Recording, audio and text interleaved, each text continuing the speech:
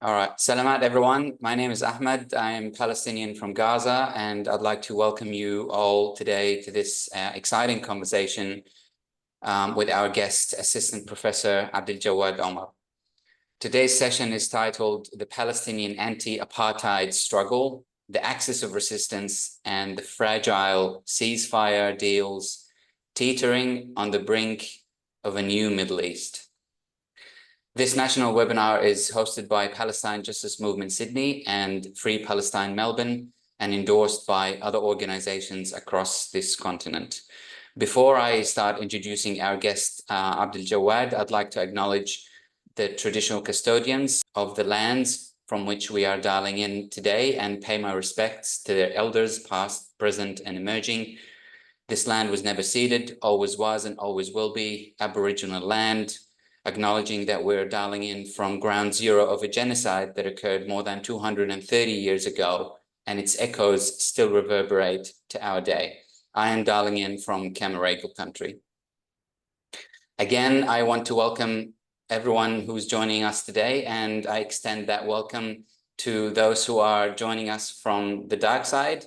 In particular, to those guests, I should say that all opinions expressed by myself today present my own personal views as a Palestinian from Gaza who happened to live on this colony and who happened to have his family enduring the past 16 months of the brutal Israeli genocide in Gaza. And anything I say should not be construed or misconstrued as me using any authority or agency bestowed upon me as part of my workplace. Today, we are going to talk about many things, given the highly dynamic situation and climate back home. We're going to talk about the recent Trump belligerent announcement of planning to own and ethnically cleansing Gaza, as if it was some sort of a beachfront real estate on the behest of course, his client colonial regime, that is the State of Israel, under the auspices and the sponsorship of the Arab despots. Is it going to work? We will talk about that. We're also going to be talking about the precarious ceasefire in the Gaza Strip and the prospects of its lasting. And more importantly, we're going to talk about the Palestinian political and social ecosystem in Gaza and the West Bank, the prospects of their unity or the lack of it, and the future of uncompromising parties, for the lack of a better word, like Hamas in that future Palestinian political ecosystem. I am extremely honored and delighted today to be joined by Abdaljawad Omar. Abdaljawad is a Palestinian assistant professor and writer, joining us all the way from Al-Bireh, Palestine. He teaches in the Department of Philosophy and Cultural Studies in Birzeit University. His work explores questions of colonialism, resistance, and ideology with a focus on Palestine. In addition to his academic research, Abdaljawad is a regular contributor to Mondoweiss, Electronic Intifada, and other publications where he provides commentary on contemporary political and intellectual developments. Abdaljawad, welcome to the conversation all the way from Al-Bireh, the homeland. Thank you, Habibi Ahmed. Thank you. Tislam, you're welcome. So, Abdaljawad, I want to start by addressing the title of today's conversation, teetering on the brink of a new Middle East. We've seen Trump making those blatant statements of displacement or displacing the Palestinians from Gaza and probably the West Bank. We've seen the futile, almost humiliating position that King Abdullah has taken upon meeting with Trump, although he did make a stern announcement rejecting that plan afterwards. We've also heard many perfunctory statements coming out of the so-called Arab leadership, albeit also stern, but I guess we are used to these kind of, performative postures. But, even before Trump came to power, one can argue that we were seeing gradual seismic shifts occurring within the Middle East, preparing to this moment, especially, talking about October the 7th, which caught the entire region, if not the entire world, by surprise. An operation that eventuated in making huge geopolitical shifts. We've seen the Palestinian Authority shifting further and further to the side of the occupier, with what's happening in Jenin refugee camp and in the West Bank in general. We've seen the fall of the Assad regime in Syria, the complete elimination of Hezbollah's leadership. The assault on Lebanon may have not terminally weakened Hezbollah, but it did a lot of damage to it. Then there is the rise of Turkey, encroachment in the region as opposed to Iran. Iran has lost an important piece of the axis of resistance, that is Syria. And it could be said that, now Iran finds itself exposed to the elements, if you will, now that their, main strategy of establishing a regional built, if you like, of deterrence around it, represented by the axis of resistance. But the core issue that has initiated the whole thing remains, which is the steadfastness of the Palestinian resistance, despite the genocide, despite the atrocities, and so on, and despite the plans of ethnic cleansing. And so Trump makes this announcement following all that upheaval that was shaking the Middle East. So my question to you is, and I know it's a loaded question, are we indeed teetering on the brink of a new Middle East, as the title suggests? And how does this new Middle East look like? We'll talk about the details later on. We'll unpack it, but if you could give us your initial thoughts. Well, thank you for the question. I've grown, Ahmad, sensitive to the word New Middle East because in our region we've heard it quite a lot, repeated. There's a lot of imperial managers from the United States and others who always speak of a new Middle East or the birth pains of new Middle East, and it usually accompanies these moments of war, and war, as we all know, is a moment where uncertainty, unpredictability reigns. And I still think to some degree that what unfolded since October 7th still maintains this level of fogginess and uncertainty, meaning that it's quite hard to really delineate where the region will actually head in terms of, will it actually in the next couple of years, will we see a Saudi-Israeli normalization agreement that accompanies also a peace agreement with Syria, a delineation of the land borders with Lebanon, and then Israel can be, or feel more secure without solving the Palestinian issue or giving any attention to the Palestinian rights to self-determination, dignity, freedom, etc. Will we see, the right-wing fascist messianic government in Israel still leading Israel, heading towards continuation of genocide and ethnic cleansing and attempting to eradicate and erase the Palestinian people. So we're in this moment where still things hang, but there is one level of this war, one chapter of it that is or has been slowly closing down. Because I think one of the elements also of October 7th, it was a moment of pure potentiality. There was like a lot of potential. It opened the political space. And as the war commenced and as the results of battles, come to light, we can see two developments. One that is highly favorable to Israel is that its geostrategic position, specifically vis-a-vis its northern borders, whether in Lebanon or Syria, are more favorable. It battered, as you said, Hezbollah, although Hezbollah remains and still has its capacity to fight and is rebuilding, etc. It did not end or kill Hezbollah, but it weakened and battered Hezbollah significantly. And at the same time, you have a change of regime in Syria, a weakened Syria, the destruction of the Syrian army and its equipment.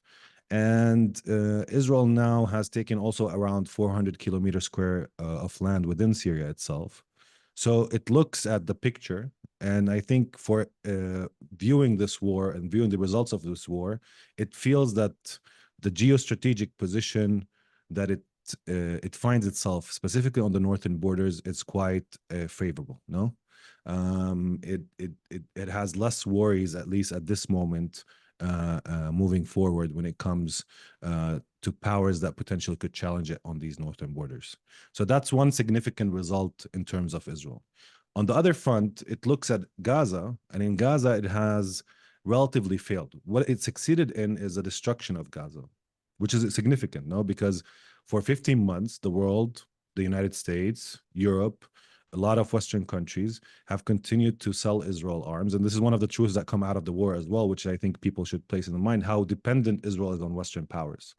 And that's why it's significant also in terms of, activism, and specifically in the core countries, whether it's Australia or America or Canada or, Europe more broadly, is significant because that dependency is also a weakness in Israel. Israel could not continue this war without the flow of arms that came from the United States and other European countries that were happily supporting it and supplanting it with the weapons to destroy Gaza. But the thing is that dependency, Israel was able to destroy, commit massacres, commit this genocidal war without any kind of repercussions, at least from the centers of power. I mean, not to say that there's no repercussions, because Israel has lost a lot of its moral and ethical and diplomatic and legal standing in the world. But at the same time, still the power centers in the world backed it up. So that's success. It's success because it sent a message to the Palestinians everywhere, and to Arabs more broadly, and perhaps to the world more broadly, that it can get away with a lot. No, it can transgress the limits of war, the limits of international law, international laws that codify the practices of war, and that it will still find diplomatic, political, emotional, effective support coming from these centers of power, providing it with arms. But that success that in Gaza, of destroying Gaza, of committing these massacres, was not really did not really transform Gaza, or did not really, defeat the armed resistance, or defeat the Palestinian people resilience, at least in asserting and affirming their lives in Gaza, the desire to rebuild Gaza, the desire to remain in Gaza. And eventually we got the ceasefire agreement, and I think we should view the ceasefire agreement, specifically in relation to Gaza, as an Israeli failure, because Israel spoke of total victory and it got relative success and relative failure in Gaza. It did not really change the strategic picture quite significantly. So this is the fact when it comes to Gaza. Hamas remains in Gaza. The Palestinian armed resistance in all its factions remains in Gaza. They still have tens of thousands of fighters. They're still capable of maintaining a guerrilla fighting force for a long term in Gaza. Israel, again, was not totally successful, or not strategically successful in Gaza. But what's the difference here, and where we're at this moment, is that now looking at, okay, Hamas is battered, Gaza is destroyed, Israel holds levers and leverage over the reconstruction of Gaza. It holds lever and leverage also on the reconstruction in Lebanon, as we're seeing now today with the new government in Lebanon, and with the air flights from Tehran to Beirut being stopped, and with different practices and policies that are meant to choke the Shia community in Lebanon's ability to rebuild the homes and villages in the south and other areas of Lebanon. So it holds levers that are tied to the reconstruction. Reconstruction also needs Arab support, so Arab government support and Arab financial support as well. And this is where the Arabs have also some leverage in this whole, coming negotiations, if you want, on a regional scale, not only, between the U.S. and Israel, but between the U.S. and Israel, and the U.S. and the Arab allies of the U.S. in the region more broadly. And I think, everybody's setting their own agenda on the table. So Israel, through Trump, has been setting this, agenda of, we need to get now Gaza ethnically cleansed and encourage the people to leave Gaza. That's the role at least Trump is playing, and interplaying with Netanyahu, giving him the speech and the discourse that slowly normalizes and synthesizes the idea of ethnically cleansing the Gazans and completely eradicating Palestinian presence in the Gaza Strip more broadly.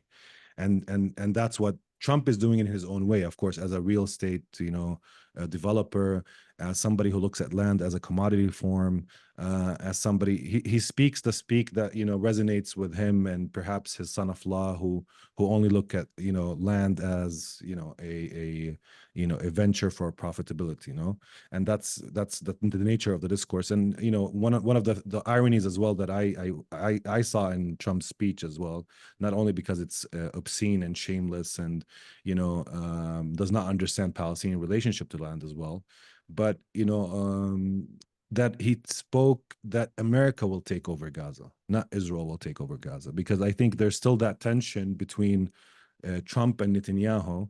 And I think Trump on one level does not want to give, it's not that we're going to go into Gaza and give it to Israel. No, it's we Americans are going to come and to transform it into the Riviera of the Middle East, etc., etc. So there's that level of at least a tension between these two figures, and him kind of, not wanting to like say Israel will take it over. But I think that generally there's now an attempt to fill the void. What transpires after this war politically? How does this war transform from battles fought on the ground, realities that have been, accumulated throughout the 15 months of war, into a political arrangement in the coming months and years? So this is where I think the region is at this moment, and there's a lot of uncertainty around, the position of the new Syrian regime, for instance. Is it gonna be more, interested in becoming part of the Abrahamic Accord camp, or want to maintain some sort of relationship with its, past enemies? And since now Israel occupies part of the Golan, perhaps engage in some sort of resistance, or at least build relationships with Iran and Hezbollah. And what will happen with this new Syrian regime? What will happen in terms of the Syrian regime's relationship with Turkey, and to what extent will Turkey exert its influence over the new Syria economically and politically and diplomatically and strategically? So there's a lot of uncertainty when it comes to the position of Syria. Is the new regime in Syria, will it play a role in choking Hezbollah in Lebanon and pressuring, Hezbollah and weakening it and containing it through a mix of, land, preventing the land corridor from Iran to Lebanon to move forward, but also more so in interfering more proactively in Lebanese politics, or even engaging in fights across the borders between Lebanon and Syria. So there's a lot of uncertainty when it comes to the position of the new Syrian regime that has come to the fore. Syria is, in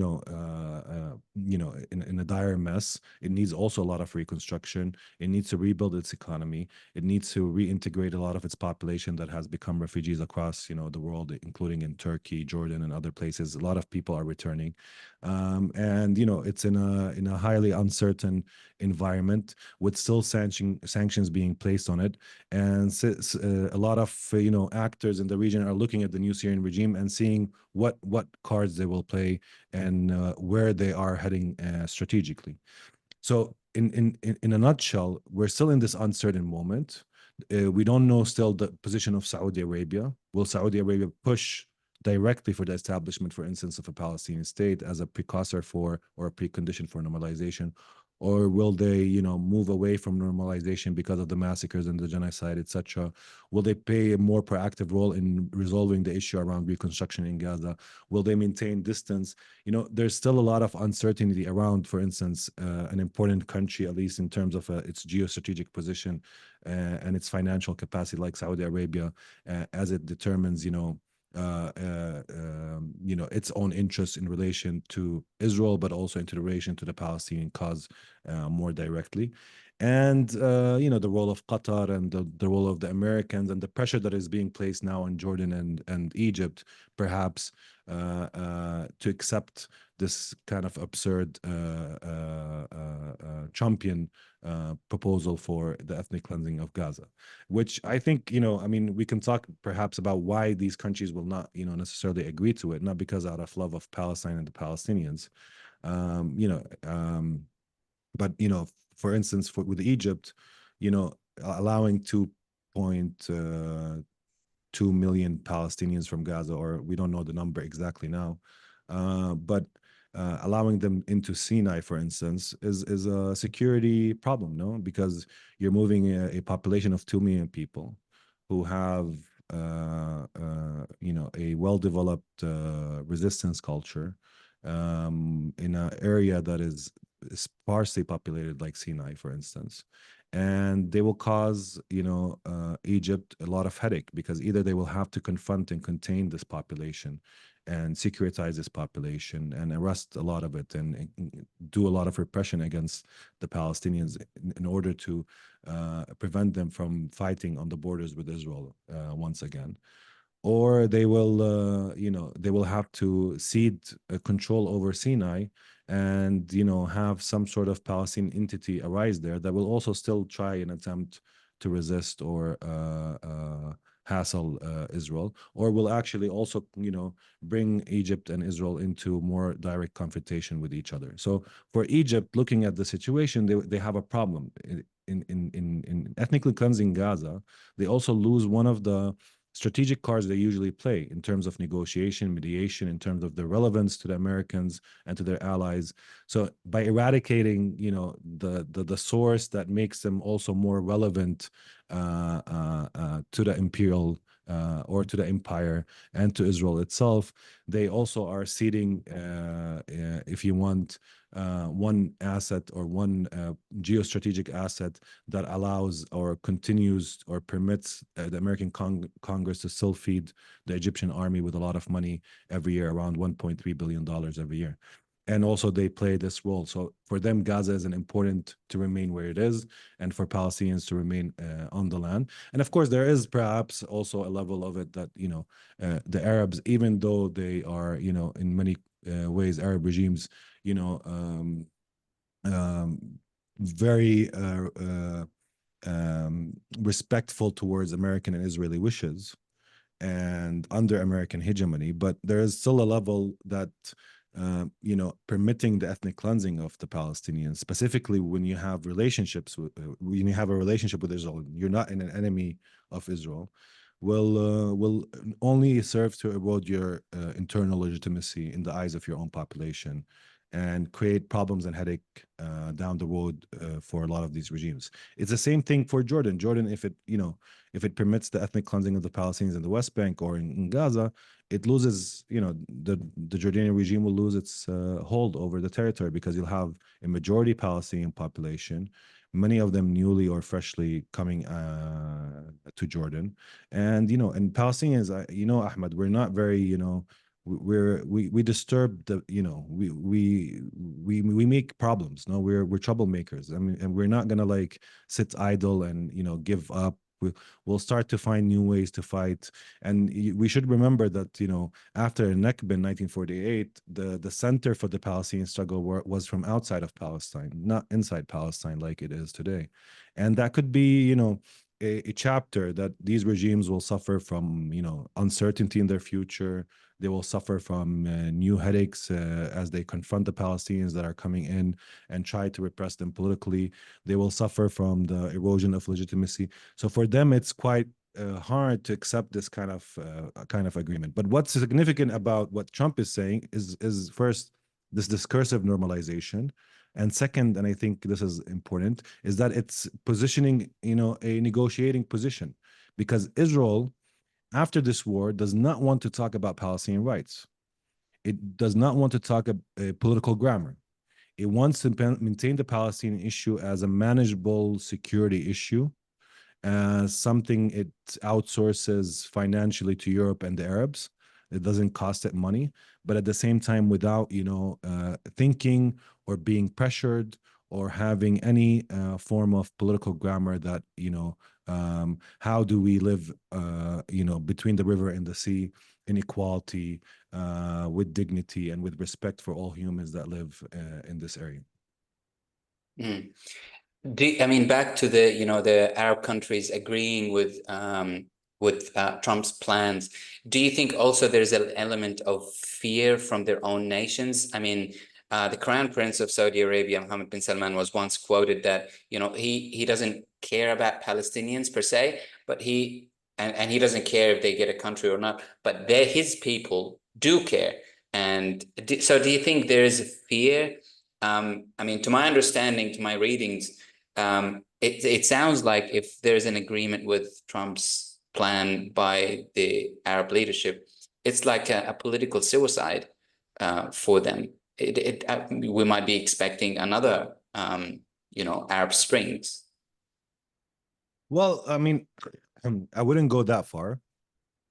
Not because the Arabs, the population of these countries would agree to ethnic cleansing. I said I did say that it will erode the legitimacy. In the case of Jordan, yes, there's a very high risk on the regime itself because Jordan is already around 50 to 60% Palestinian. There's no real numbers, no. And if an influx of new Palestinians come in, that creates a lot of problems in terms of the Jordanian regime ability to actually like really manage the population, and you can see a transformation in the regime itself. But I think that in the case of other Arab countries, it does erode their legitimacy.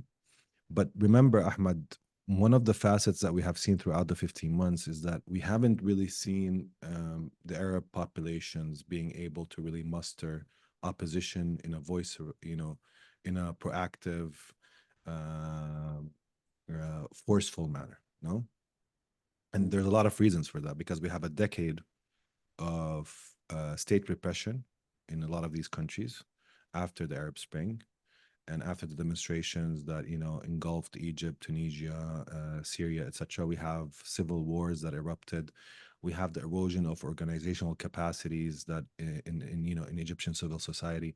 In Egypt, we talk about 15,000 political prisoners that are now in prison. No, so like and even more. So there's this wide scale repression against any form of opposition in many of these states, and that creates a lot of problems in the Gulf states, for instance, like Saudi Arabia.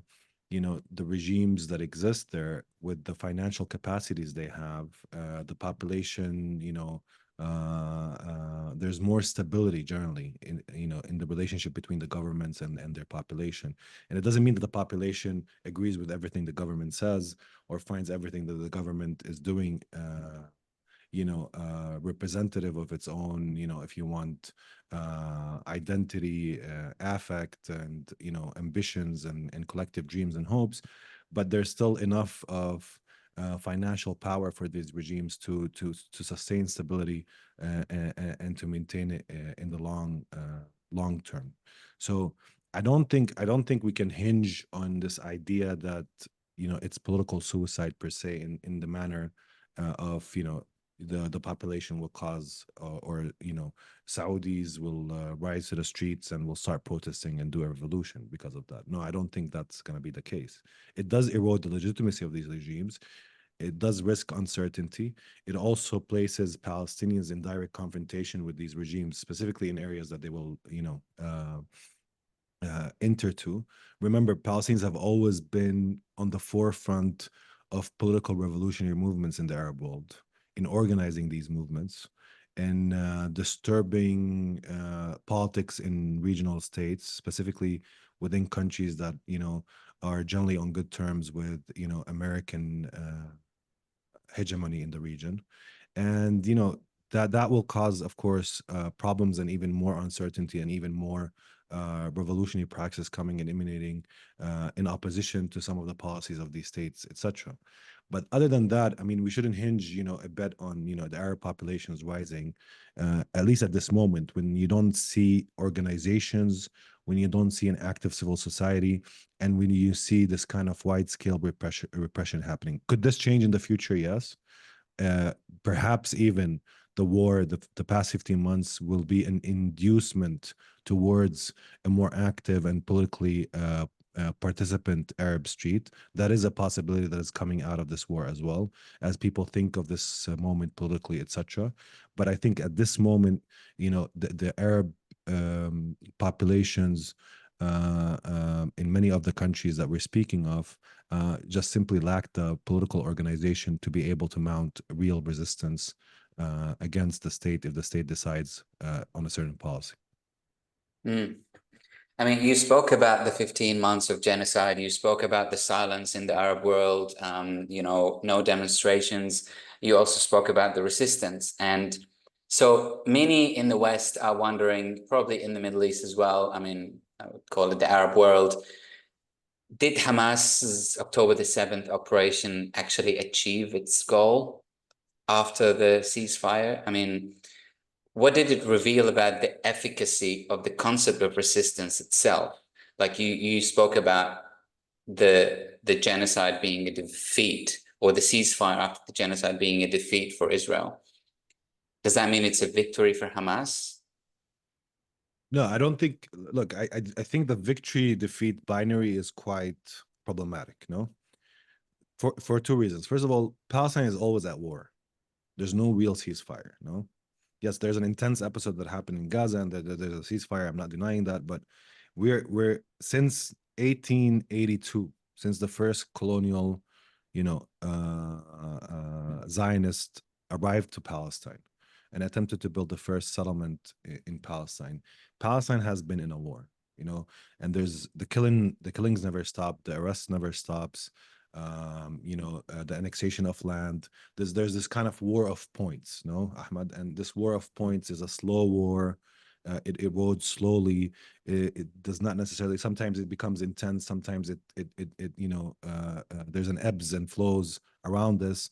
It relaxes, but at the end of the day, there's no real end of the war in Palestine. This is an important thing that we should place. This is the paradigm which we live in, because there's a war that wants to destroy the Palestinian people, their viability, their claim on the land, and it wants to erase them politically, culturally, and even physically. No, so this is one element of it. The victory defeat paradigm, it's generally speaking, puts a specific set of criteria. For instance, today in Palestinian society, there is a discussion on victory and defeat, and you can easily build a narrative of defeat, and it's correct. No, you can say Gaza is destroyed.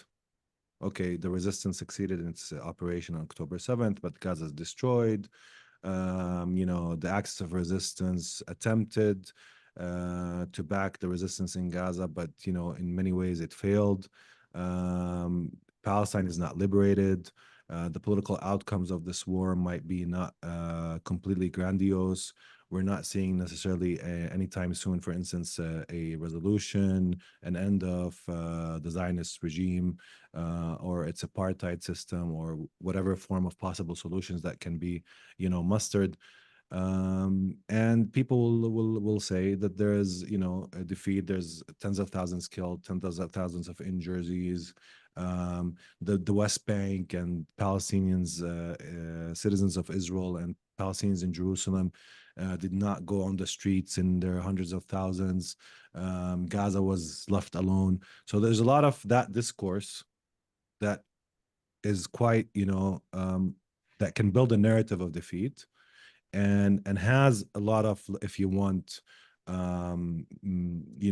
factors to build that narrative. No, and on the second level, people can also speak of a victory. No, because the same perhaps picture looks like Israel's entire security deterrence logic fell on October 7th. It failed in intelligence. It failed to prevent the attack. The attack commenced. Its southern army was destroyed. And that rupture, that break, will be significant for Israeli society in the coming months and years as they reckon with the failure in their military and intelligence systems.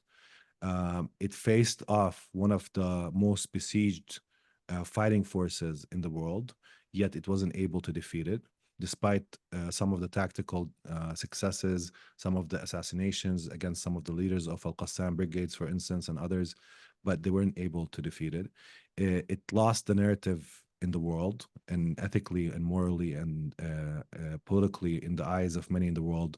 Not only did Israel manage to lose a lot of its legitimacy, but also muster a lot of disgust among a lot of people. New generations are being politicized through the issue of Palestine. Much of that is not reversible. No, losing that support will have an impact, perhaps, on the long term. Sustainability of the policy that sustains support for Israel. Perhaps not, but in many ways, there's a lot of levers, if you want, and it talked about total victory. It used a lot of force. It went all out. Now, Israel did not reserve its force, short of nuclear weapons being thrown at Gaza, which is not a realistic proposition because Gaza is close to, centers of populations in Israel as well. But it went all out in terms of destruction. It used its power. It unleashed what it had in terms of its power. It exposed its dependency on the West in ways that actually defeat its ideological project, because if Zionism was about self-determination of the Jewish population and also autonomous power of the Jewish population, not being dependent on any external power, despite the fact that it was implanted as and backed by Western powers from the beginning and continues to be backed by these Western powers. And at the same time, it did not really achieve that total victory.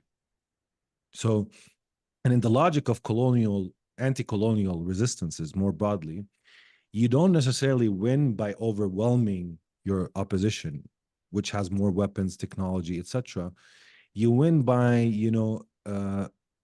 if you want, molding their consciousness, making sure that Israelis reach this kind of conclusion that there's a limit to force and what it can achieve.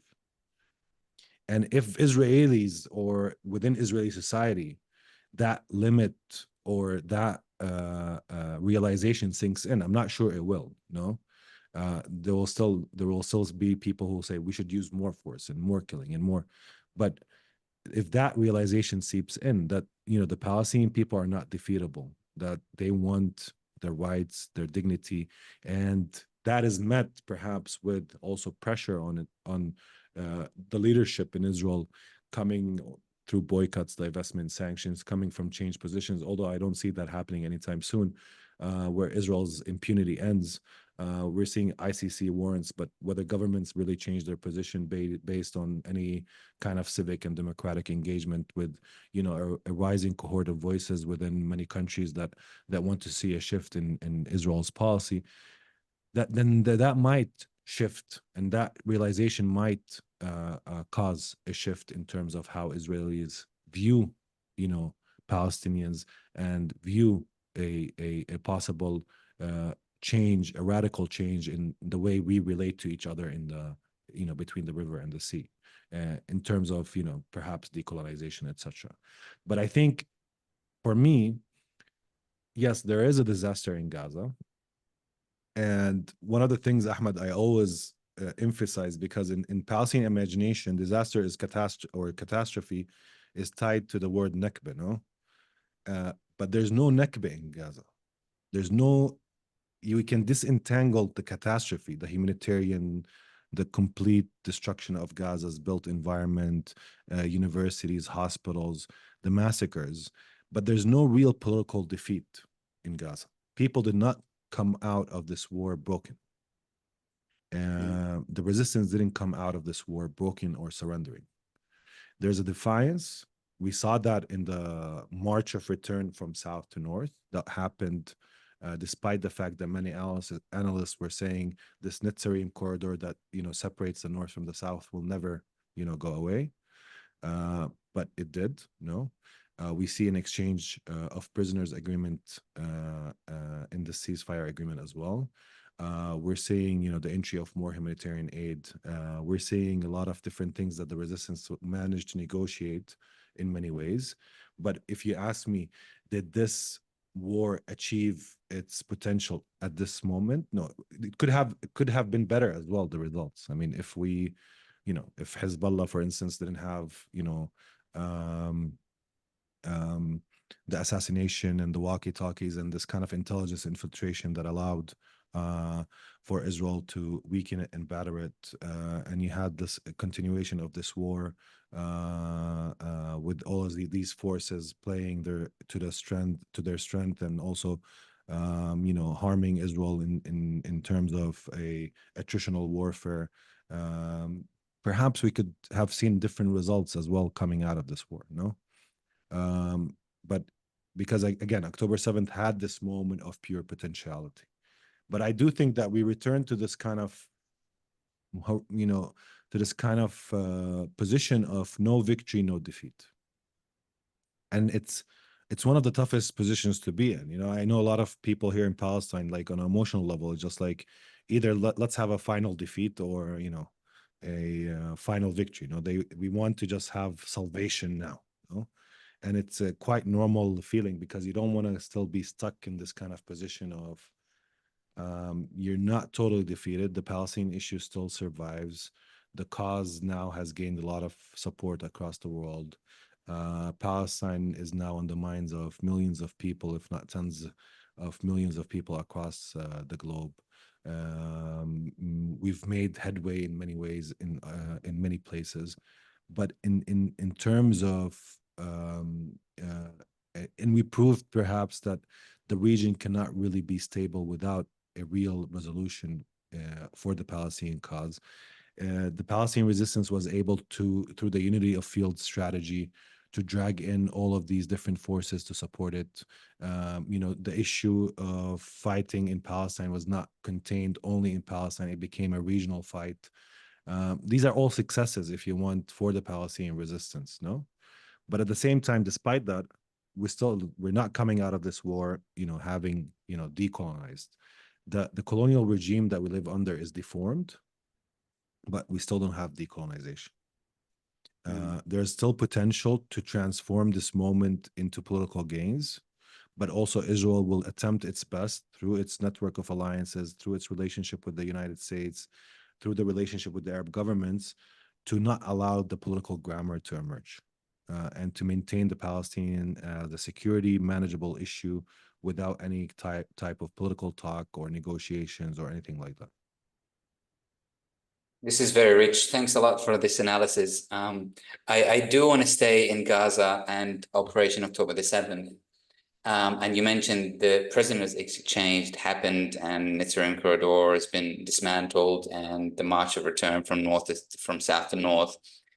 I can't help but wondering and joining all these people who are wondering in the West, why are prisoners exchange so important for Hamas and for the Palestinian mentality in general? So important to the point that, we risk exposing Gaza to a literal genocide to pursue the release of the Palestinian prisoners. How important are prisoners in the Palestinian psyche? Well, look, I'll speak to that, but I disagree with the premise a bit of the question, because I don't think, look, if the Palestinian resistance in Gaza wanted a prisoner exchange agreement only, they had an option of a limited form of operation. They could have infiltrated a border area, one position in Israel, took a couple of soldiers, kidnapped them, returned with them, and you would have had a prisoner exchange agreement in the future where you see also thousands of Palestinian prisoners being released. So you could have had that possibility, no? I think the design of October 7th or Tufan al-Aqsa on a military level strategically was not necessarily intended simply to only exchange prisoners. That's one of the objectives. However, it's not necessarily the main objective. It's just to make that distinction. So I don't think Hamas or Katab al-Qassam risked this type of war, although nobody really risks. Nobody would anticipate genocide. Even in your worst case analysis of what Israel could respond with, you would not, think that they will go for a genocidal war. But at the same time, even though you wouldn't anticipate that, I don't think the design of the operation was only about prisoners. Prisoners is one of the goals, and I think it's even a minor, because again, if it was the main goal, you could have done a very limited operation, kidnapped a couple of soldiers, and then waited until Israel was ready to negotiate to release Palestinian prisoners. But to your question about the psychology, I think that for Palestinians, the idea of leaving, you know, their leaders, their fighters, uh, their political and civil society and munadilin, what we say, strugglers behind bars for decades is very shameful. I mean, nobody would leave people in prison to rot, no? And specifically if they're political prisoners, and specifically if they're political leaders as well, and specifically if they're people who you know, as a society admire and respect and want to extract from Israeli jails. So this kind of incarceration system that we live under, that uh, places Palestinians in a position where many prisoners in the past a couple of years have reached 30 and 40 years in imprisonment without being released, has become a source of shame for a lot of the political and armed movements, that something needs to be done to release them.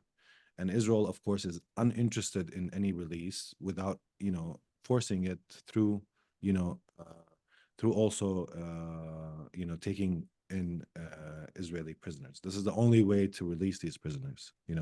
At least historically, there was two ways.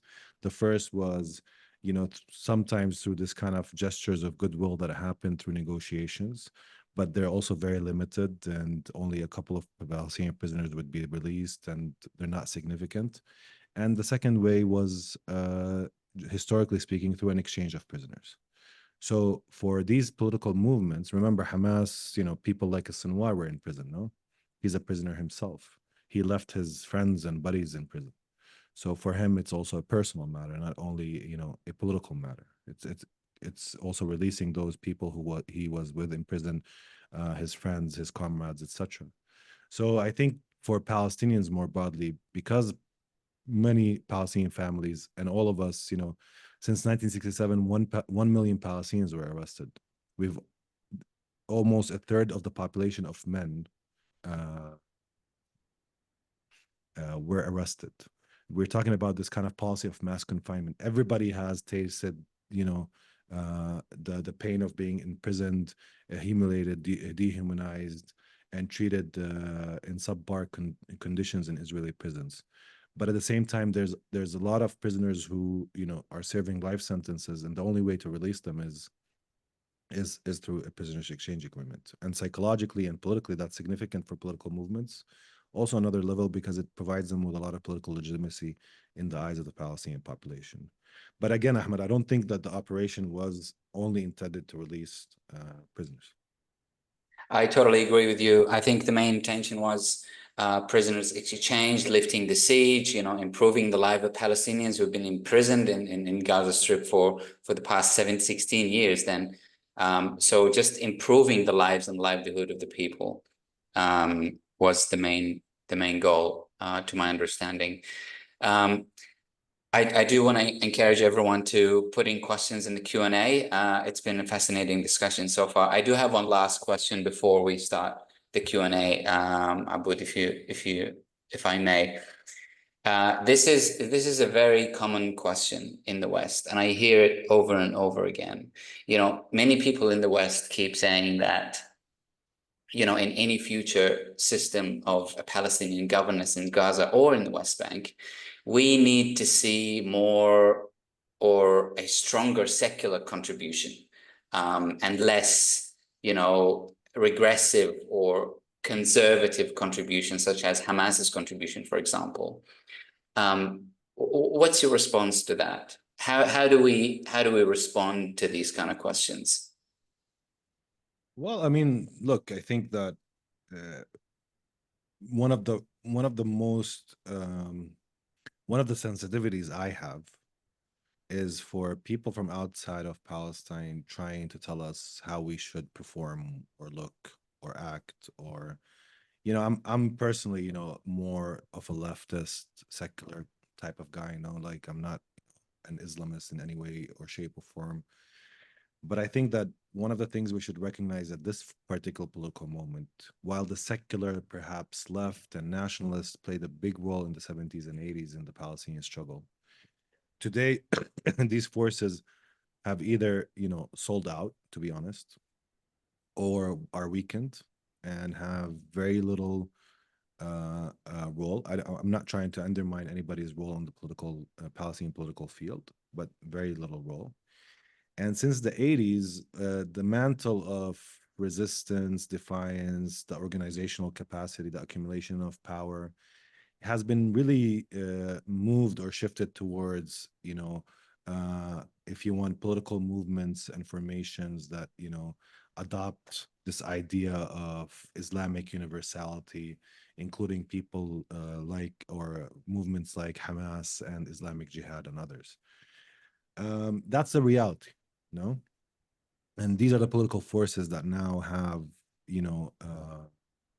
more legitimacy in the eyes of the, everyday Palestinian, if you want.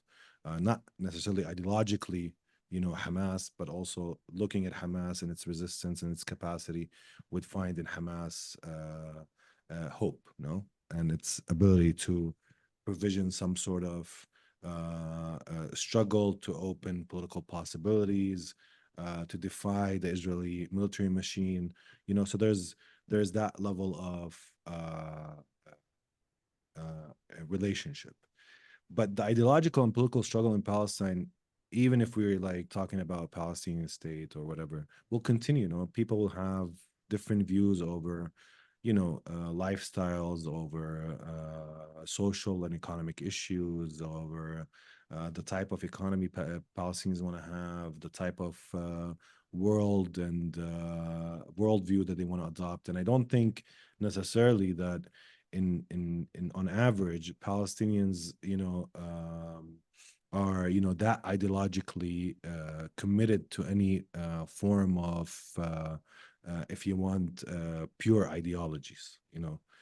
What they're committed to is first of all liberty and liberating themselves from the shackles of occupation.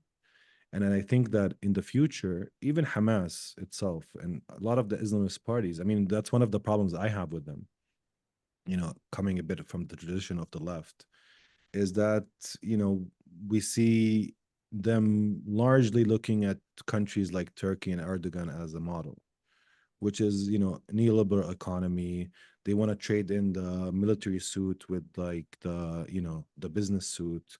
They want to have a modern economy. Even they speak even liberal talk, which is, for me, quite problematic. They have very good relationship to capitalism and capitalist, drivers in society.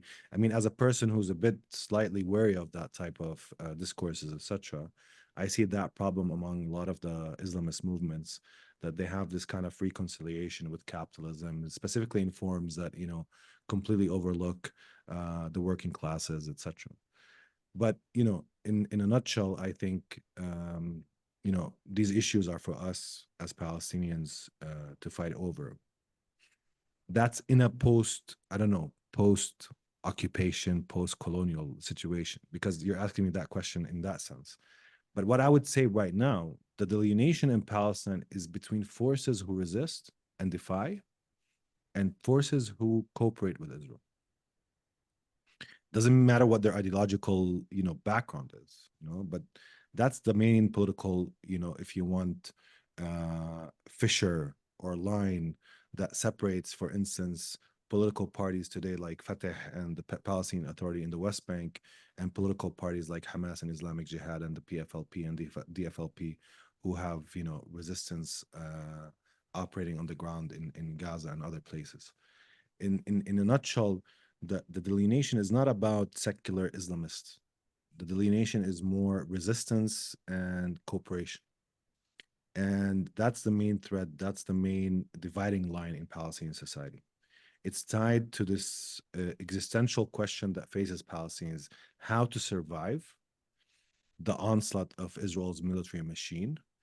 And one takes this kind of proactive political position, which is we have to resist. And here resistance is much more than armed resistance.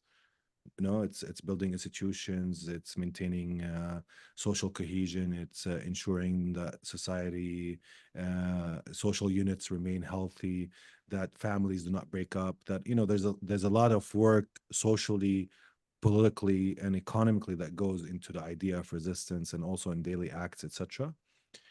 And those who argue that it's no use to resist Israel, it's futile to resist it because it's much more stronger. And because it's that strong, the only hope we have for survival is through cooperation. And you see that through the security coordination mechanism, for instance. Of course, for some of the elite in the Palestinian Authority, that cooperation is lubricated through their ability to extract surplus or through the ability to extract financial gains from the system that they control, no? But in many ways, so they act like these, in literature, we call it like comprador classes, a link between the colonial state and the indigenous population. They're in the middle, they mediate between both, and at the same time, they maintain security, they play their role, and they extract their own, benefit and financial gains and etc. For themselves and their families, etc. But in a nutshell, that's the main delineation. Today, it's not about being secular or leftist or Islamist or not Islamist or nationalist or whatever your orientation is. And I think that even the general Palestinian population, that's the main discussion. That's the main thread line. That's the main fissure line in Palestinian politics, if you want. I couldn't agree more. I mean, unfortunately, there's some in the Palestinian community that can't see past the governance in the West Bank and the governance in Gaza to be able to actually see the bigger picture of occupation, colonization, and like you said, the delineation should be around whether you're resisting the occupation and the colonization, or you're collaborating with it, or you're being, too lenient with it, and so on and so forth. Thank you so much for this analysis. It's just incredible to have these kind of insights. I want to go to the questions. I've got a question here I want to start with. In terms of, you mentioned decolonization. In terms of decolonization and eventual acceptance by the aggressor of the validity of the fight. So do you consider the resolution of the English IRA, for example, to be an example to this kind of how decolonization would look like for Palestinians? I mean, I have no, I think like one of the problems with trying to delineate what form of relationality can arise in a context where Israelis recognize the need for a resolution where they have to live equally with Palestinians. My fear is that Israelis don't want to do that. Like they would rather leave than actually live in equality with others, on the land. That the part of the joy and the pleasure of being a settler also in historic Palestine is to practice these forms of apartheid and ethno supremacy and Jewish supremacy that we have, witnessed. I have that suspicion. I'm not sure. I mean, but knowing and looking at a lot of the historical examples of decolonization, there are sometimes political accommodations made between, the indigenous population and those who came to settle the land violently. But I think that decolonization means, in my, own sensibility, the emergence of a new humanity, the emergence of a new form of relationality, the end of this kind of colonized binary, and the move forward towards something totally different and radically new. So in that sense, I'm not sure the Israelis are willing to go into that journey. There are different theories of how you can decolonize land. One is like through overwhelming force. So you're able to completely and militarily defeat the colonial state. The other is through mutual, I guess, recognition, end of decolonization. Symbolically, the settler stops being a settler. So that's how, and you can find a new form of life, humanity. I don't know, state form, non-state form that could arise out of this kind of process. So it's hard. But my suspicion is that Israelis don't want to live with us as equal human beings. I mean, I don't think Palestinians have a problem with that on a fundamental level. I think some Palestinians do. that they would think after this rivers of blood and all the pain and the killing, that they cannot muster the ability to live with those who have committed or participated or were complicit in the commitment of these crimes. And that's a common sentiment as well among Palestinians. But in general, I think that when we talk about decolonization, we're just speaking about a horizon of a new relationality altogether. Devoid of hierarchies, devoid of these binaries, and thinking of something totally different, totally new. This is what I think when I think of molding the consciousness, killing the settler, not in the sense of actually murdering the settler, but killing the settler in a symbolic sense. And for them to dealing themselves from settler colonialism, from erasure, from ethno supremacy, from that is possible. I'm not sure if that's gonna happen. Perhaps it won't. And we're locked into this binary for the foreseeable future. But at least that's part of what the struggle should be about, no?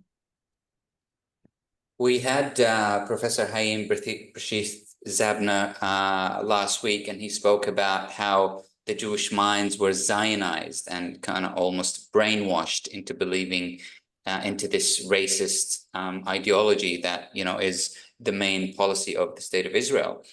And the indoctrination is so deep. So do you think the abolishment of Zionism and that what comes with it of racism and supremacy, do you think that would also constitute a resolution to decolonize eventually? Yeah, of course. I mean, if Israelis see Palestinians as humans, then you have it ends. No? I mean, if they don't see them as threats, as a racialized other, as hordes of people that have no rights or claims to the land, if that stops, if that kind of mentality that has accompanied, because there's no colonization without a racial ideology around it. No, you can't massacre and kill people without at least having some sort of because you have to be able to sleep at night, and so you have to dehumanize that other, which is in this case the Palestinian, and you have to downgrade their humanity. You have to look at them as regressive people or whatever it is that you tell yourself. And that has accompanied Israelis since they first stepped on this land. The Zionist movement spoke of the Fallah, the Palestinian peasant, as a donkey. Spoke of Palestinians as part of the natural environment. They're not people with culture and history and tradition. Of course, ironically, even in the early days of the Zionist colonization, because they didn't know how to actually conduct agriculture from the land, they learned from the peasant, they learned from the Palestinians how to actually cultivate the land. Despite all the buildings that Israelis built, they never been able to build the peasant's house, which is cold in the summer and hot in the winter. These are things that when you speak about the indigenous population of Palestine, they've brought these trees from Europe and implanted them here, and every once in a while anything they're engulfed in fire, and you have big fires because they're not these plants are not even indigenous to the land, because they wanted to make Palestine look more European. Anyways, in a nutshell, in many ways, this racial ideology was part and parcel and remains part and parcel of how Israel constructs itself, constructs its identity, and constructs the other, and in this case, it's the Palestinian. And again, you can't massacre, maim, and kill, and imprison, and humiliate, and degrade the Palestinians without having that kind of racialized mentality around how you do it. And it exists, and it continues to exist. And I think, of course, if it ends and you start seeing the Palestinians as human with dignity and with the need for, with their own claims to the land that are rightful and just, and you ask for forgiveness, for instance, which is important in this process, perhaps Palestinians will be able to think of forgiveness, if Israelis start to ask for it. You know, maybe we'll have the ability to radically forgive. I'm not sure. I mean, I don't want to speak on behalf of the Palestinians. Maybe not. But that is a process that is possible. And it was possible, by the way, after October 7th as well, when Israel cleared the militants and the Palestinian resistance fighters that entered, you know, entered the Gaza envelope and the settlements that surround Gaza. You know, after that, in pure military terms, there was no need for more violence. Israel could have told itself, maybe we should go for a different direction. You know, it never really asked that question. It went hyper genocide, hyper killing, hyper massacres, and an attempt to decisively end the Palestinian question through ending the Palestinian presence on the land of Palestine. 100%. And that, you know, possibility of forgiveness, I don't think it's an impossibility. I mean, because it happened before. I mean, the Nakba, massive atrocities committed, you know, Deir Yassin and all these, you know, the killing and maiming of Palestinians, the expulsion of more than 750,000 Palestinians. And, you know, in the 90s, I used to hear that we had some movements inside Israel, Arab Israelis, you know, talking about coexisting and all these talks. So it's not an impossibility for the Palestinians to actually forgive and start over.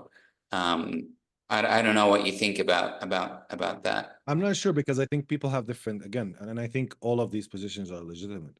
But the thing, the main issue, Ahmad, is that nobody's asking for forgiveness yet. No, so we still don't, you know, we're thinking about something that has not happened. Absolutely. Now, if somebody actually asks for forgiveness, then the question becomes relevant and pertinent. But at this current moment, you know, this is just, you know, intellectual play. No, I mean, but for a lot of Palestinians, they can't, you know, they would say, look, I will never forgive, I will never forget. You know, this is, you know, this is the position. I have so much anger, and I think, you know, it's more, you know, it's, if you didn't have anger, I would suspect your humanity. You know, like that's my own position. Like if you're Palestinian without anger, you would suspect your humanity. I mean, the other day I was like sitting with a bunch of colleagues, and we were speaking about this kind of paradigm where, in many ways, we don't have that much hate. No, like in you know, in our hearts, it's like, even though all of this destruction happened and killing and massacres, it's not like we have this kind of like you know, we were amazed that, you know, the Palestinians are not like that hateful, that we still are, you know, we're angry, we're sad, we're despondent, we're feeling a lot of different feelings, but that anger towards, you know, Israelis on an individual level or collective level is there, but it's not in, you know, it's not in ways that you would imagine for a population that has been, you know, undergoing genocide. And you know, and people were lamenting, like, why aren't we capable of mustering that type of, you know, hate, you know, like, or anger, or, you know, these emotions. They were lamenting this because they were saying, it's like, you know, the way they treat us, the way they kill us, the way they massacre us, the way they celebrate sadistically, you know, in an obscene fashion on TikTok, and, you know, destroying homes and sending it as birthday gifts to their daughters. I mean, and we're just amazed how such a population would be, you know, not only engaging in massacres, but being unashamed of being engaged in massacres and killing and destruction, and celebrating that, and, you know, obscenely placing them on Facebook and TikTok. And we were wondering why we don't have that type of hate, despite of that, you know, of, you know, this total hate, this total anger, despite the scenes that we've been seeing, and despite all the killing and anger. Anyways, I mean, that's, and we concluded into the conversation that we're, you know, we're just naive people, and we should probably, you know. It's definitely an interesting observation, you know. It's not much about the hate, it's the anger, it's the frustration, it's the depression that comes with it, and sadness, all these feelings, but it's never hate, which is interesting. I do have another question I want to go to. Israel has shown that it doesn't really have a clear, realistic strategic goal. At this stage of a fragile ceasefire, do you believe the Palestinian resistance has a clear plan B if or when Israel breaks the ceasefire? Well, look, I mean, there's three levels to that question. The first is, why did Israel choose to do a ceasefire in the first place? So one element is, we can say, like, it was American pressure, no, that forced it to do a ceasefire. The second element, we would say, no, its army, it's battered. It lost a lot of tanks and officers, and a lot of injuries in its soldiers and its corps and fighting forces, whether in Lebanon or in Gaza. And the need for a ceasefire was also there, because despite 4 months of fighting in north of Gaza, and a lot of destruction in north of Gaza, around 60 soldiers were killed in the span of 3 or 4 months.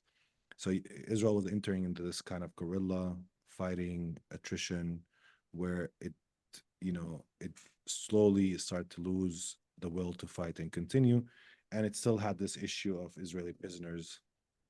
So this is one paradigm of it. And why I'm saying that is that the return to fight is not about solely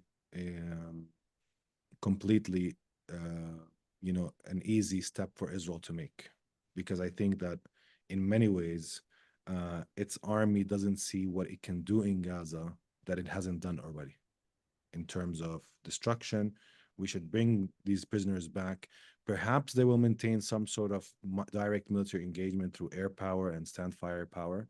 But I think the idea of returning to Gaza as a fighting force is for now not necessarily a real option in Israel or for the Israeli army. It could happen. I'm not like completely ruling it out, but I don't see it, returning in the fashion that it used to be, at least in the past couple of months, or since Israel invaded Gaza last year.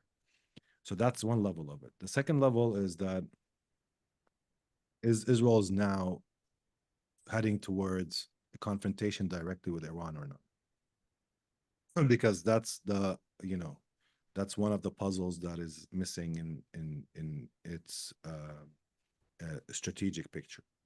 It hadn't really harmed the nuclear program in Iran.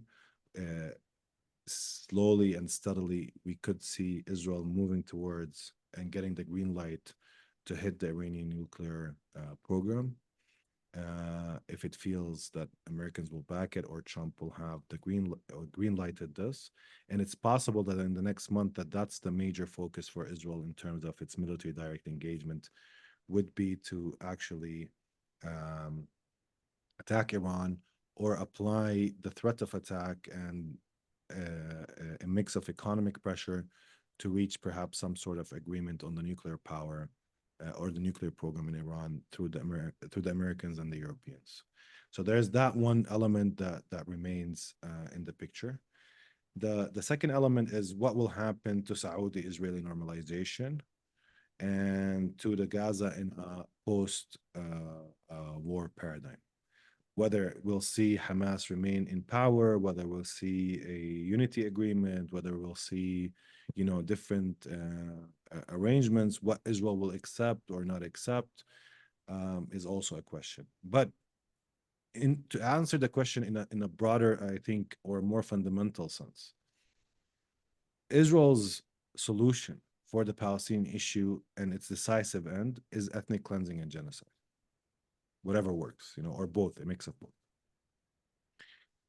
Because if you don't want to live with Palestinians, and if Palestinians also will muster every once in a while resistance in different shapes and forms, will still claim this land is theirs, you haven't really resolved the foundational violence, or you haven't really legitimated Israel foundationally. There's still a struggle over Palestine. That struggle will continue in generations, or will continue through time. But if you want to truly end the Palestinian question, the Israelis will have to end the Palestinian people. That is the realization that the Israeli right wing, it has been selling to Israeli society for the past decade or so. Remember that October 7th also come as a response to these rising forces, because Ben Gvir's decisive plan was put well before, October 7th. Bezalel Smotrich, who's also a right-wing fascist who serves now as the finance minister in the Israeli government, wrote a decisive plan, something called a decisive plan. You can check it on Google and place his name and you can read it, which gives Palestinians three options: either being slaves in a Jewish state, and completely abdicating any political or any other rights, or resisting and getting killed, or leaving Palestine. That's the three options he gives Palestinians. And in many ways, that drive within Israeli society, the rise of this kind of fascist messianic right wing, and its increasing power and leverage within Israeli institutions, and its representation of this collective unconscious that Israeli society, all that the entire Israeli society quite desires, which is for the Palestinians to disappear, and driving Israel to unleash power, to unleash their weapons, to unleash their force over Palestinian bodies, to brutalize them more, to kill them more, to arrest more, and for prison conditions to be even worse. So this is the spearhead of the Zionist movement now. These are the forces that are the spearhead of the Zionist movement, and their solution is genocide and ethnic cleansing. Again, this was well before October 7th. And for anybody who's following closely Israeli politics, will look and see that Israel was heading towards in this century to commit what it had committed in Gaza. And this is why I always, and I still insist, that despite the destruction in Gaza, Gaza is the only place in historic Palestine that has a chance to stay or remain, because it has accumulated enough power. It has a relationship between the population and an active armed resistance. And it will be very hard for Israel to actually really clear or ethnically cleanse or completely render Gaza or Gazans or Palestinians in Gaza outside of Gaza. What in the West Bank would happen is totally different, because you have this collaborationist regime that is not accumulating power, that is not trying to defy Israel. I'm not saying even in active sense, no, in the long term, building the edifice, trying to secure society, trying to build the power to remain resilient, but engaging in this collaborationist, accommodationist type of politics. The West Bank is actually the real prize for the Zionist settler movement as well. This is where 700,000 Israeli settlers live.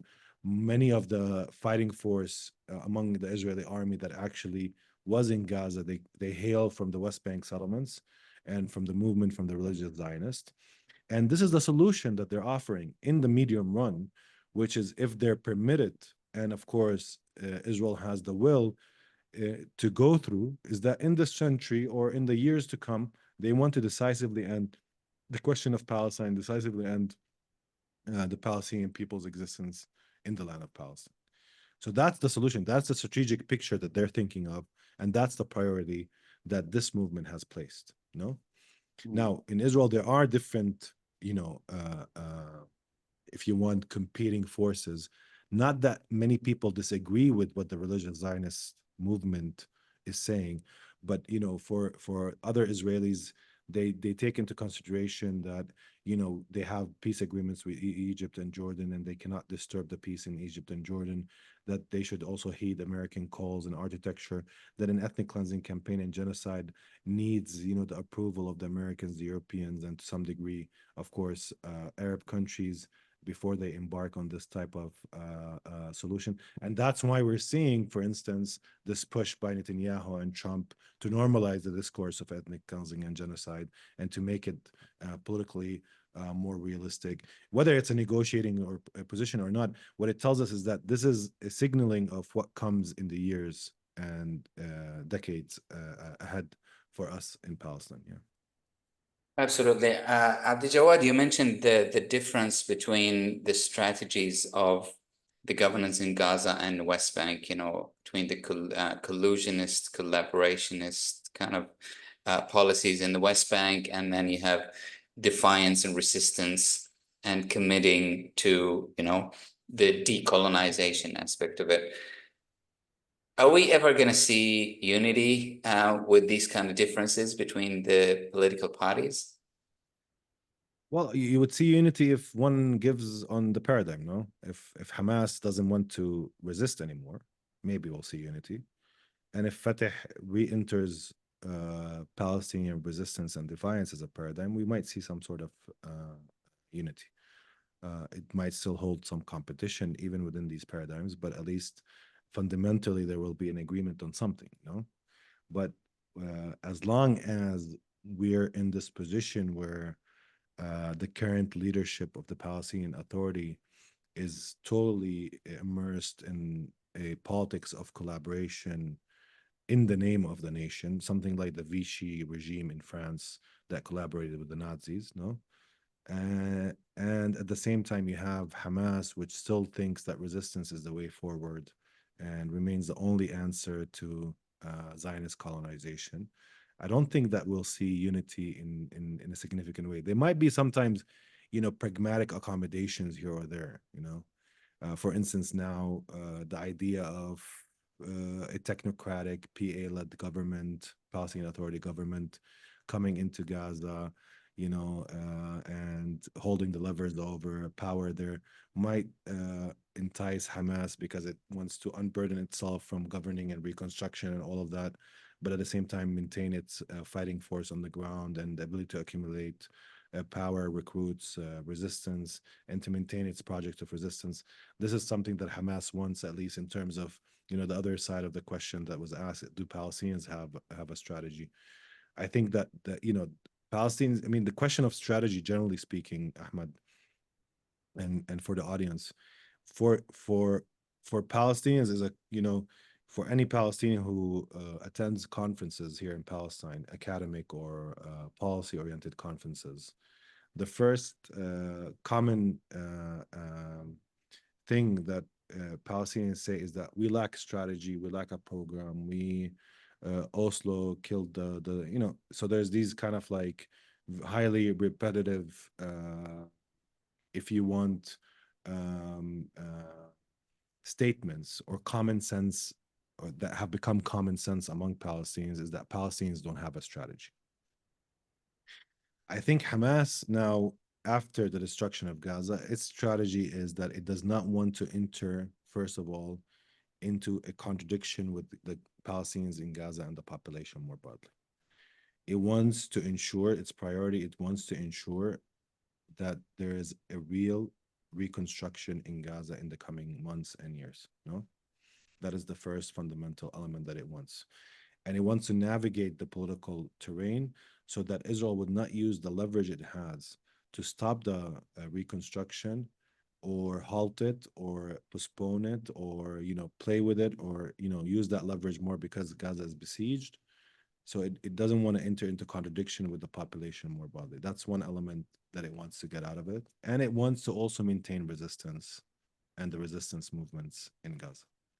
That's the two elements that Hamas will be placing front and center as it moves forward throughout the months and weeks ahead. That's my opinion on what they will try to achieve, is how we maintain resistance and at the same time ensure livelihood, which goes back to the contradiction of having governance and resistance in the same space. And I think Hamas on that level is willing to give up on governance in some form to be able to maintain and sustain resistance on another form. So questions of war and peace will remain in hands. That's what it at least looks forward to. Now, whether it's able to achieve that, depending on the geostrategic environment, depending on the extent to which it holds its self-steady in the ground, depending on the levels of support it has among Palestinians in Gaza as well, and the level of steadfastness of the population. There's a lot of different flux factors that will interplay to ensure whether it can sustain that paradigm or not. because if the Arabs want to force it, that will not pay unless you surrender, or it will get into a very tough position, or will be backed into a corner that will be difficult. And that's one of the fears, at least in the couple of months ahead, is that what Israel couldn't achieve in war, it might be able to achieve in peace. That's a new war that is basically dismantling the Palestinian resistance through embezzling the Palestinians on the reconstruction of Gaza, um, and the entry of materials into the Gaza Strip, and all the support it needs for that type of reconstruction. But we'll see what happens with the negotiation of phase 2 and phase 3 as we move forward. I guess we'll see. A lot of speculations out there. I do want to apologize from the audience. We're probably going to take a little bit longer than an hour and a half.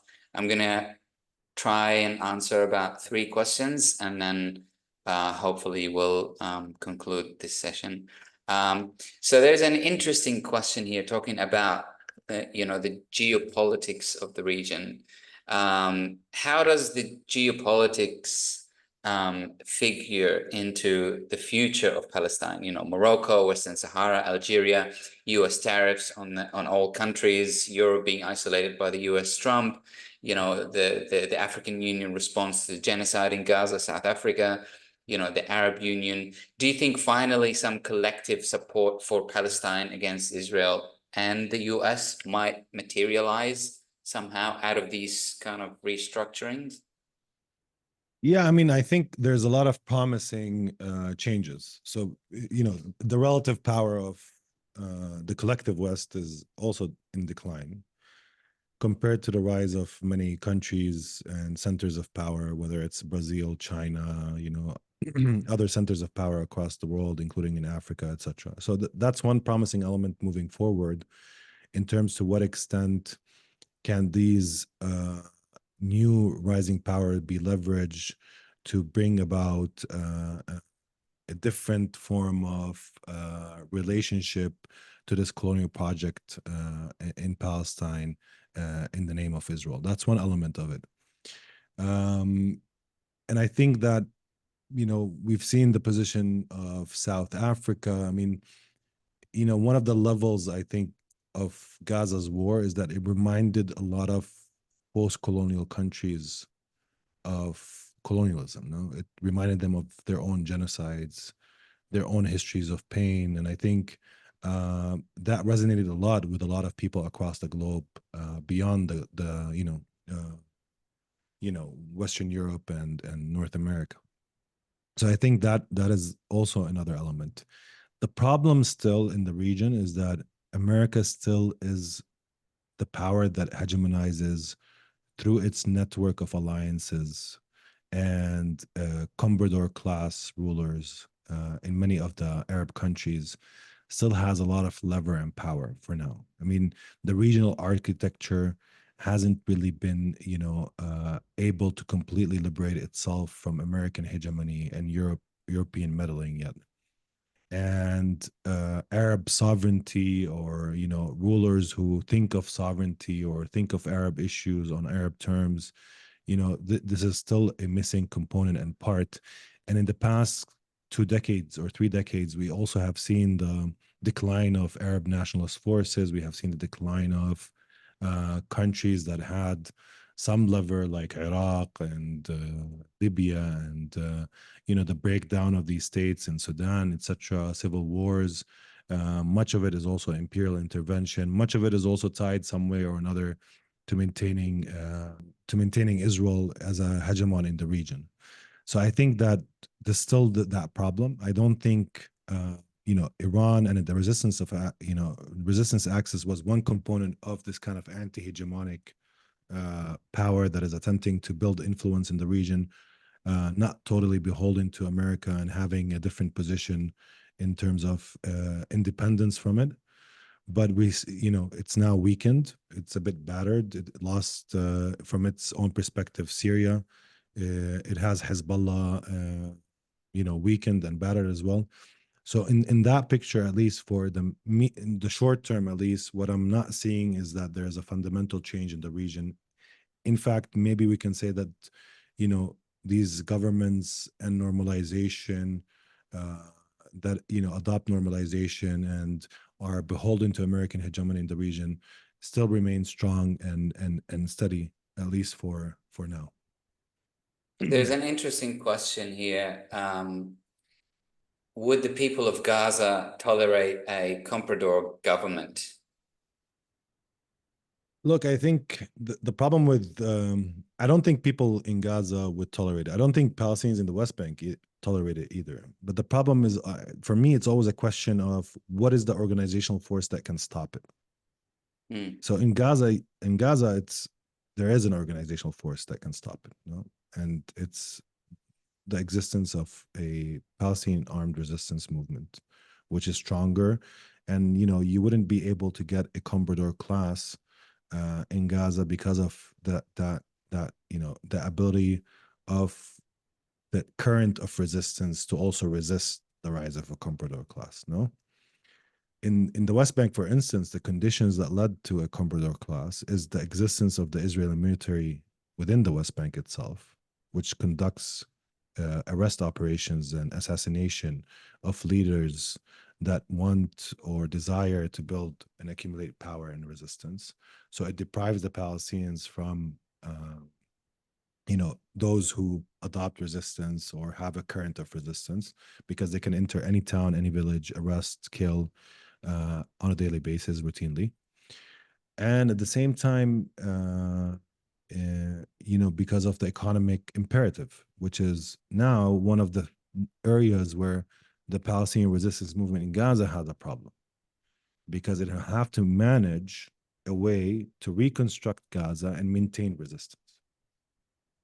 Although it's surrounded by hostile forces, whether it's Egypt and Israel, and besieged, and those who are maybe willing to pay for the reconstruction of Gaza, or at least inject a lot of money, are Arab governments who are also very differential to American and Israeli demands.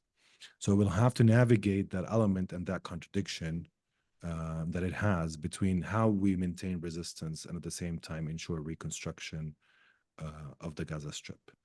So, but I think that nobody really tolerates these regimes, but there are sometimes economic necessities, and then also a lot of repression and corrosion that goes into sustaining them.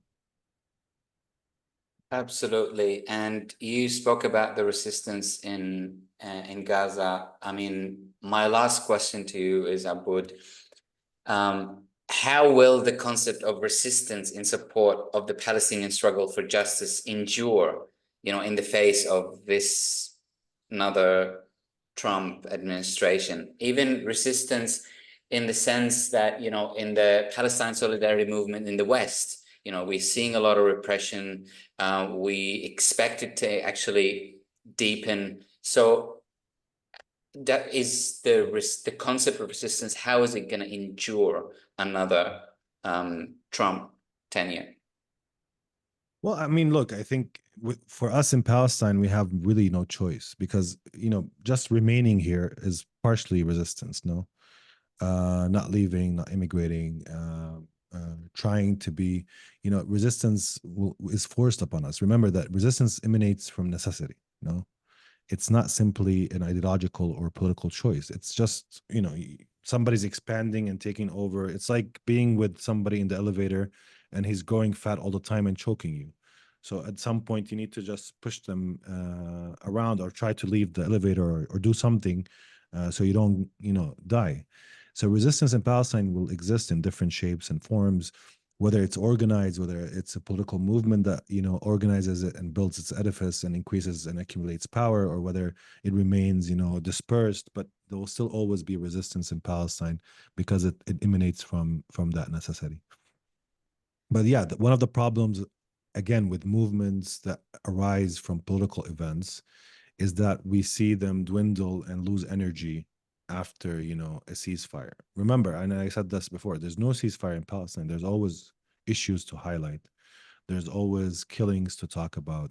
There's always, but I think in many ways, partially movements have to also build some institutionalization around it. And sometimes these moments offer us the ability to bring out, for instance, a new media initiatives, or bring out, for instance, organization around BDS, or and institutionalize these type of movements in ways that ensures their sustainability and their ability to be more proactive strategically in terms of how they want to engage in Australia, for instance, or what they see as their main objectives and strategies in other areas. That's the only, I think, that's an important element, because institutions survive logics of effective, if you want, reactions to events, and they can sustain themselves. Of course, you won't get the same momentum, perhaps, or the same presence of thousands or tens of thousands of people who participate in demonstrations, but you're able still to strategize, to lobby, to highlight in the media, to engage in different forms of civic engagements that these movements choose, or whatever form of direct action they also choose to engage in. Absolutely. Look, Abdaljawad, I can't get enough of you. It's been a really, really fascinating conversation. Thank you so much for this fantastic insight and your answering questions. And I also want to thank everyone who joined us today, and apologies, we went over time this time. The recording of this webinar will be sent out to everyone who's registered, and hopefully in the next couple of days. I also want to emphasize that this webinar was free to register and attend, but attendees also donated generously. All the donations will be going to families in Gaza that I'm in touch with. And I would like to thank you tremendously for your contributions. Again, thank you very much, Abdaljawad. It's been an absolute delight, and hopefully we'll have you again some other time in the future. Thanks, Ahmed. More than happy to come again. Yeah. Thank you. Thanks again, and have a great night, everyone, and a great morning, Abud. Thank you. Thank you.